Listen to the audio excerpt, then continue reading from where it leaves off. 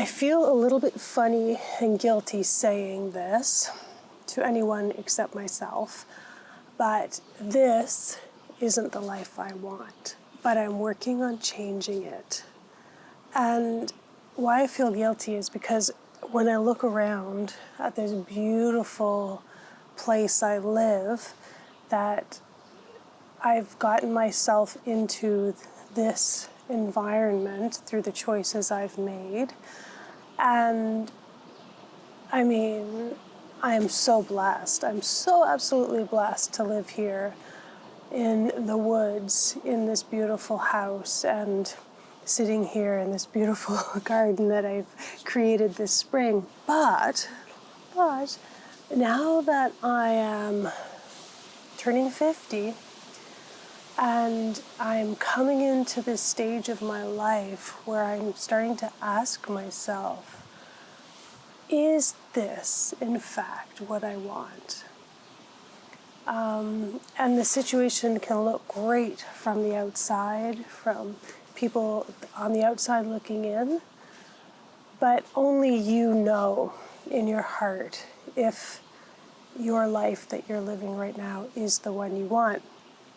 And I want to offer to you today some of the things that I have been working on, that I have slowly been, some things that I've slowly been putting into practice in my life that I believe are going to help steer me exactly to where I need to be. So the first thing that I'm doing, and I'm really making a conscious effort to do this, is to follow my excitement in the moment. Follow where my excitement is pulling me. It could be in just any situation. Like I could be sitting here and notice my dog over there and see like, oh, that dog really needs a bath. I'm gonna go give him a bath. Wash my dog's hair. And that's where my excitement is pulling me. It's like just being in the moment and listening to where things are pulling you. I want to turn this little patch of earth into a beautiful garden with a walkway. And I did it over 2 weeks. And I enjoyed that process so much. So it can be anything. For a while, I didn't want to make art. I was making art all the time. And as an artist, you know, you're supposed to be doing your craft every day, you know, like that Stephen Pressfield, The War of Art. You just have to sit your butt in the chair and keep doing it, whether you feel like it or not. I'm tending not to agree with that. Like, I had no interest to do art, and I stopped, and I've been doing other things that pulled me. I didn't feel the pull to make art. My creativity was for building a garden. So really to listen to that pull. And it doesn't matter, people are going to say, oh, that's easy if you don't have a job, or, you know, I'm busy and all of this. But you can still hear and feel those pulls. And it leads me to my second tip. The second thing that works for me is I've needed to cut out the noise. I've stopped looking. I don't open Instagram hardly ever. I don't look on Facebook. I do watch YouTube almost every day, but I have a set amount of time that I don't go over because I just love YouTube. I love videos. I love watching them. I love making them. But I really limit it. And even Netflix, I try not to do it too much. And instead, I will sit with a cup of tea and look at the trees, or I'll pick up a book, or I'll do some writing. Or I will now it doesn't take long. I'll just be sitting, you know, for a moment, and I'll get the urge to, it could be clean the kitchen, you know, I'll just feel the urge, like, okay, that's my pull, that's my excitement. But when we are tuning out with distractions from our screens, for most of us, it's from our screens, you're not going to get those pulls. You're totally going to miss them. They just won't even come up for you. So that is so important, is to cut all of that out. If you are wanting to change your life and go in a new direction, there's no, I would advise you to cut way back on distractions. I keep telling that to my teenagers, like they're not giving you anything back. They're just taking your time. They're taking your life away. We don't have a lot of time left. We really don't have a lot of time left. The other thing I'm starting to do, I'm getting more interested in taking care of my health. I started taking vitamin B1 recently, like a few weeks ago, and I can't believe the difference that's made in my life. Like, honest to God, the energy after one pill of B1, I had energy. Like, normally I'd be tired by the afternoon and I'd need to go to bed early. By like 9 o'clock, I had to turn off the lights and go to sleep. And I get up like at 6:30. But since, like, after one dose even, I've had, like, I feel normal. It's been incredible. I must have been so low in this vitamin B1. So anyways, I'm thinking about my health, and I'm becoming more interested in watching stuff on aging and how important it is that we keep our muscles growing strong as we age. I haven't started yet, but I'm getting more interested in weight training and exercise to keep strong and healthy as I get older. And I'm noticing, like, I'm reminded constantly how I need this, as like I'm building this garden, and how good it feels to use my muscles, but how difficult it is at the beginning. Or just yesterday, I was mowing the lawn and using my weed whacker, and my arms are, like, this morning, my arms are so sore. I'm like, okay, I'm a 50-year-old woman who doesn't exercise, who doesn't, work out. Yeah, it's gonna hurt. You have to sort of keep this up. So that is something I'm really starting to get into. Eating well. I'm just being mindful of I usually go through these binge cycles of sugar binging and, I'll start tomorrow. And now I'm really just starting to be like, okay, you're 50 now. You got to start being an adult about this. Stop eating when you're full. I was eating supper last night. It was so good. And I reminded myself, okay, you don't have to keep eating this, though. You're full now. You can stop and finish the rest tomorrow. So that's something I'm trying to implement, and, still having sweets, but realizing I can't do this every day anymore. I'm not a teenager anymore. I can't keep eating like this and expect to be healthy. And I'm seeing people around me, like my mother died at 76, and she was, she wasn't strong. She wasn't in good health. My mother-in-law is in her 80s, and she's having all kinds of health problems, and she's now trying to get into shape and lose weight, and counseling everyone who she talks to, like, don't wait, do it today, start. So keeping that in mind. The other thing is I'm starting to do things that I would usually leave to my husband to do. My grandmother told me many years ago, when I first started dating my boyfriend, who's my husband now, I remember her telling me, Lisa, she said, don't do your husband's jobs for him, because you will be doing them forever. So if there's something your husband can do, don't take that job from him and do it yourself, just because you think you can do it better. Otherwise, you're going to just keep adding, because he will let you do it.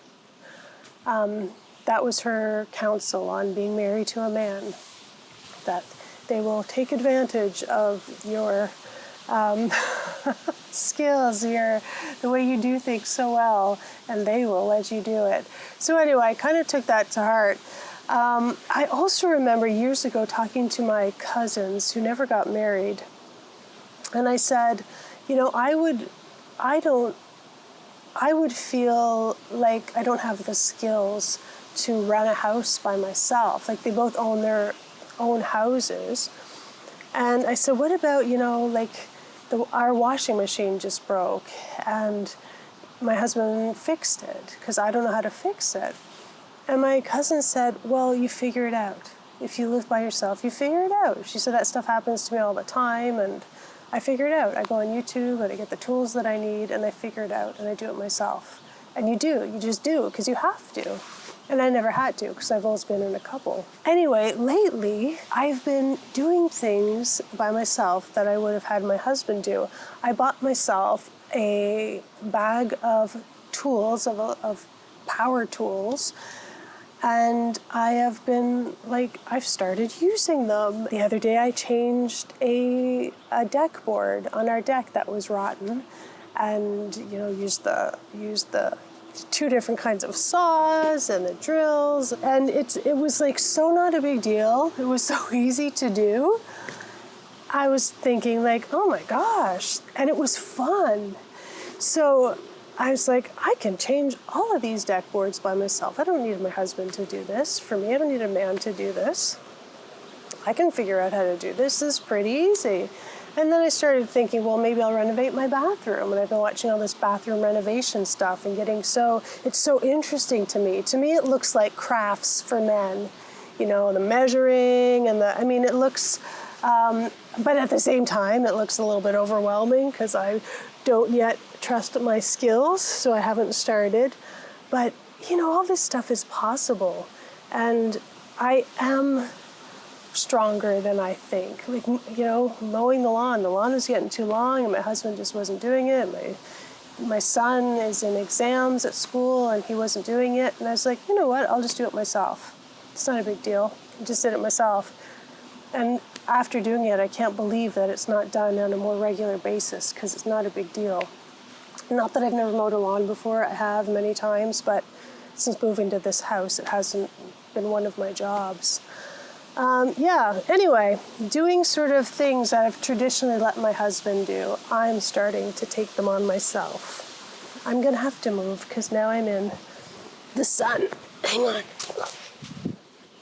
Again, following my excitement, the thought came to me, I want to go for a bike ride.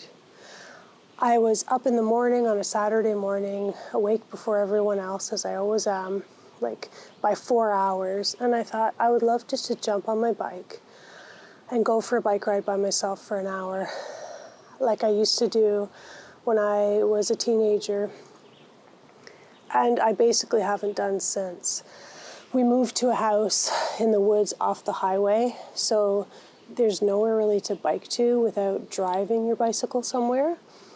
And we haven't been doing that. I don't even have a bike rack. And I realize I don't even have a bike that is comfortable for me to ride. So I'm going to get myself a bicycle. I'm going to find myself a lovely little Angela Lansbury's bicycle and a bike rack. And so I've started to research that. I went into my garage, cleaned it out. Again, would have been my husband's job. Put my kids' old bikes on Facebook Marketplace to sell them. And I'm going to start bike riding and taking the kids for bike rides and by myself and not wait for my husband to want to do it. And just do things on my own. So that is the latest thing. I used to love riding my bike. And I'm sad that I let that go. For me, it's not just about changing the environment I'm in, because I do love this environment, but it's about changing myself and my mindset. And I want to become someone who's independent. And I want to become the person who traveled to Australia and New Zealand by herself for 4 months when I was 25. Who traveled, when I was 19, drove across Canada to work in Banff for the summer, who did things I used to do stuff on my own all the time. And I was brave. I used to be so brave and fun. And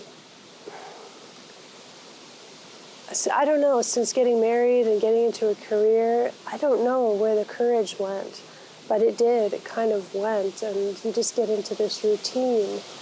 And I don't know why I let that happen, life. But I'm ready to start working on getting that old version of Lisa back, and better, and better than ever. We don't need to make drastic changes all at once. That's scary, and it stops us. It paralyzes us. You need so much courage to make these drastic changes, and sometimes we do have to make them, and I might have to make big decisions coming up, but you can make little moves. You can do things every day that make you just feel proud of yourself and feel really good about yourself. And who would have thought that changing a silly wooden deck board, a rotten deck board on my deck, would feel so good? I feel so blessed, and I'm so happy that I'm at this stage of having very little skills at this stuff, because everything is so fun right now. All these little, even though they're work, they're fun. They're fun, and just the little things in life can be great, and they can make your day feel so much better, even though you want it to be different than it is. So look for those little things you can do. Follow those pulls at your heart. Follow those ideas. Take them as far as you can until you don't feel like doing them anymore, and then stop and do the next thing. Like I said, take your dog for a walk. Clean the kitchen. It doesn't matter what it is. It doesn't have to be big things. But just wait for these little calls. And I have faith that if I keep doing this, it's something magical is going to happen. We'll see. All right. I hope you're well. Thanks for staying around and hanging out with me. Definitely tell me what you think. Tell me what's going on. Give us your tips and advice. All right. Take care. I'll see you in the next video. Bye.